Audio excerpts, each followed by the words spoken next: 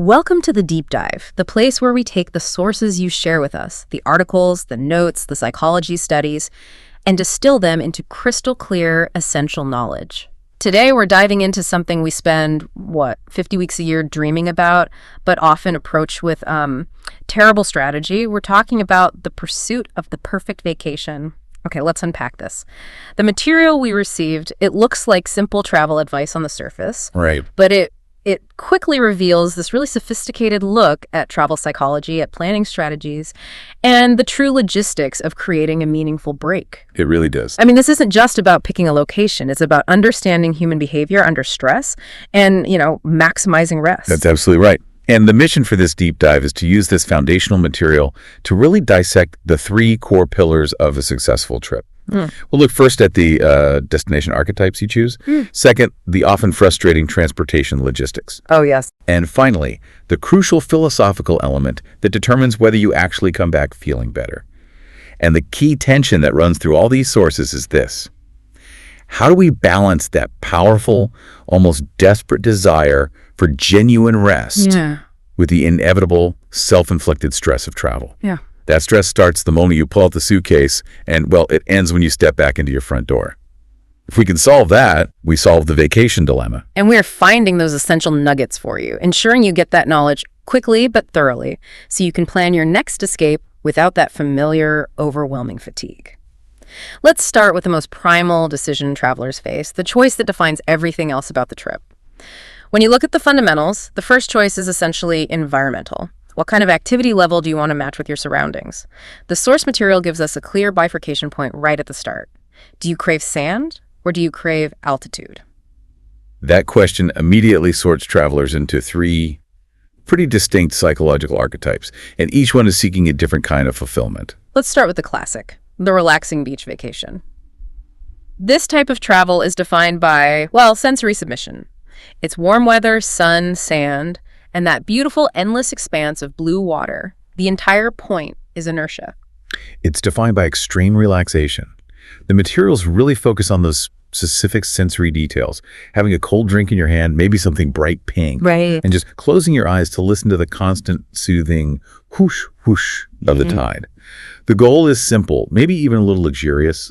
Resting, napping, maybe reading 2 pages of the book and then forgetting the rest of it. Yes. It's a dedicated exercise in embracing laziness, which the sources rightly identify as a critical component of stress relief. But wait a minute. You started by highlighting the key tension: stress versus rest. Doesn't that mean the whole idea of the second archetype, the active mountain vacation, is, fundamentally self-defeating? Are we just replacing work stress with physical stress? That's a great challenge, but the sources argue that this is for people who define rest differently. The mountain vacation is defined by nature, green trees, and fresh air, but the activity level is high. Yeah. You are walking, you are hiking up the mountain, sometimes early in the morning, to see those spectacular views from the top. So the reward, that amazing panoramic view, is the justification for the grueling 5 a.m. wake-up call and the sore muscles. It's an earned rest built around accomplishment. It's a very active contrast to the lazy submission of the beach. Precisely. And then you have the third pillar, which is often mistakenly grouped with either of the other two, but it really stands alone. That is the cultural city vacation. This is popular for major hubs. Think London, New York, Paris. Sure, the rest is neither physical nor lazy. It's intellectual.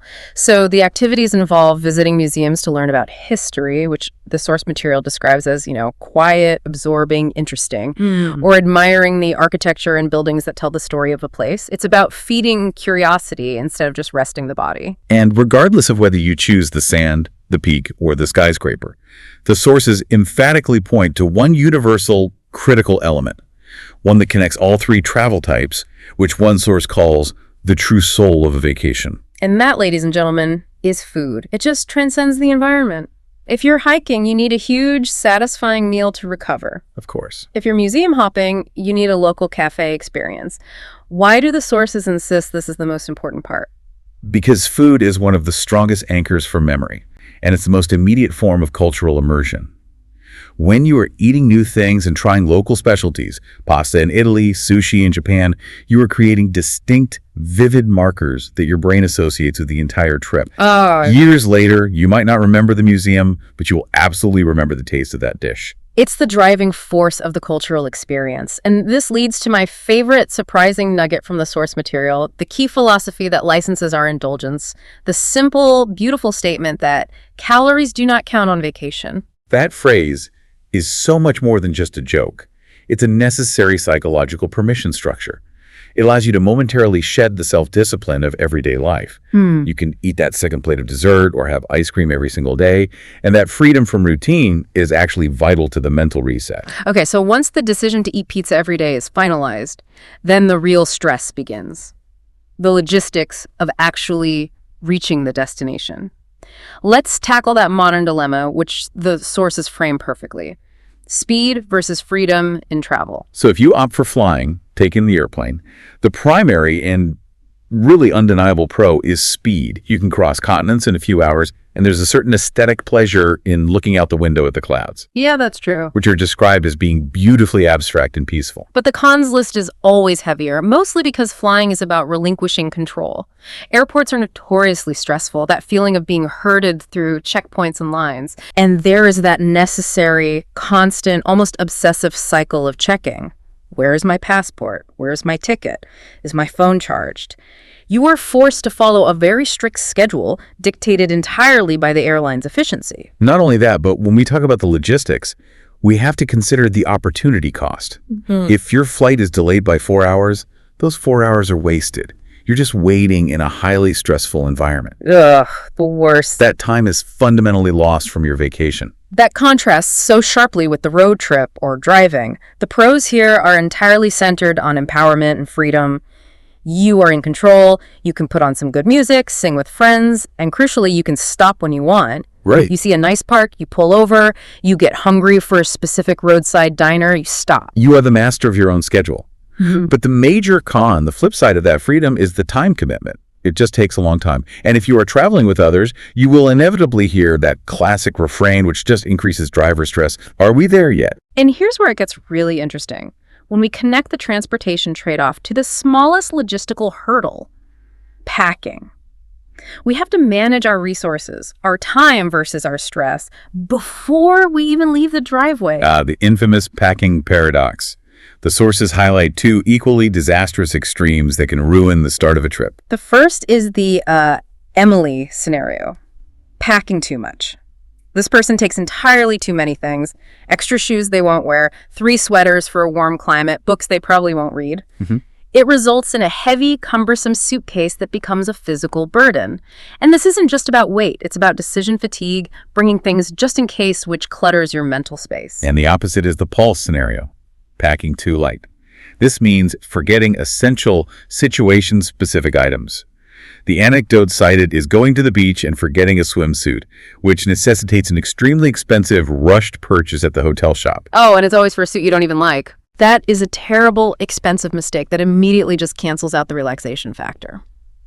The key takeaway, the simple solution that should be applied to all travel, is proactive organization. Make a list. Yes, the source material emphasizes the importance of a list, and it gives us the universal priorities. Your swimsuit should be number 1, if you are near water. Okay. But your passport or essential identification must always be number 2.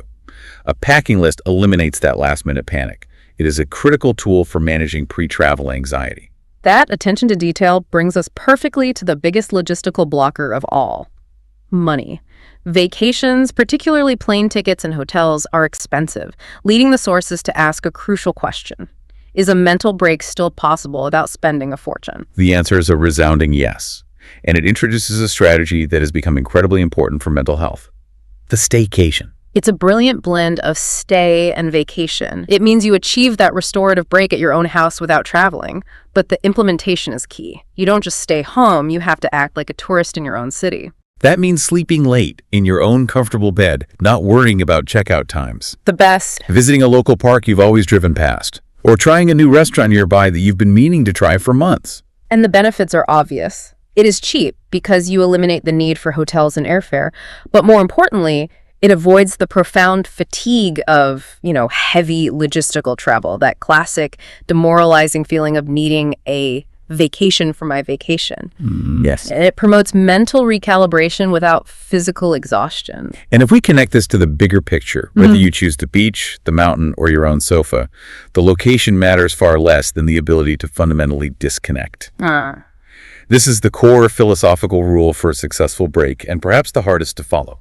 Disconnect. It means the simple but almost impossible act of turning off your phone and actively avoiding work emails.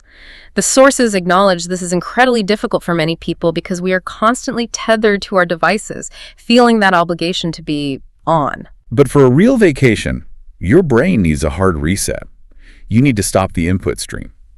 This time is best spent engaging deeply with others, spending time with family, talking to children, having meaningful conversations with friends, or, perhaps most radically, embracing silence. Silence is such a necessary component of mental rest, forcing your brain off that treadmill of notifications. But how does this focus on genuine presence and disconnection apply to making memories? Because we love documenting everything. Well, memories are vital. Photos of views and food, they certainly help you recall happy times. However, the sources cite a powerful tension here, the obligation to put the camera away. Why? Because when you see the world primarily through a screen, you are no longer experiencing it. The goal is to see with your eyes, not just with the camera. Exactly. If you spend 10 minutes trying to get the perfect photo of a sunset, you miss the actual visceral experience at the sunset. A vacation is fundamentally for the senses. It's about enjoying the moment, feeling the wind, smelling the flowers, tasting the local food. It's about being truly mindfully present in the experience, letting those sensory details form the memory, rather than relying on a digital photograph to stand in for the moment. We've covered significant ground in this deep dive, moving from primal desire to deep philosophy. Let's do a quick recap for you, the listener, of the essential nuggets we found. We analyzed the 3 destination archetypes: the relaxed sensory submission of the beach, the earned accomplishment of the active mountains, and the intellectual stimulation of the cultural city trip. And crucially, we found that food is the universal anchor for memory formation and cultural experience. Then we analyzed the logistics, weighing the speed and stress of flying against the freedom and, well, fatigue of driving. And we solved the destructive packing dilemma. Make the list, prioritize the essentials: swimsuit, passport, and mental clarity. And finally, we established that the staycation is a brilliant budget and anti-fatigue solution. But whether you travel or stay home, the supreme importance lies in the philosophical rule of disconnecting, turning off the world so your brain can fully rest and recalibrate. You now have the full breakdown, from the heavy lifting logistics and organization to the mindful philosophy of being present.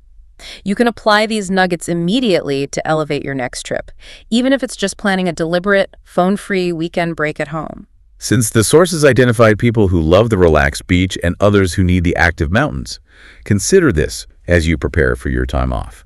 Is the ultimate perfect vacation a hybrid strategy? Ooh, interesting. One where you start with active, structured exploration, maybe a city or mountain hike, to mentally earn the rest, before finally disconnecting completely at a quiet, relaxed location at the end. It's a thought to mull over as you prepare for your next escape. Safe travels, and thank you for diving deep with us.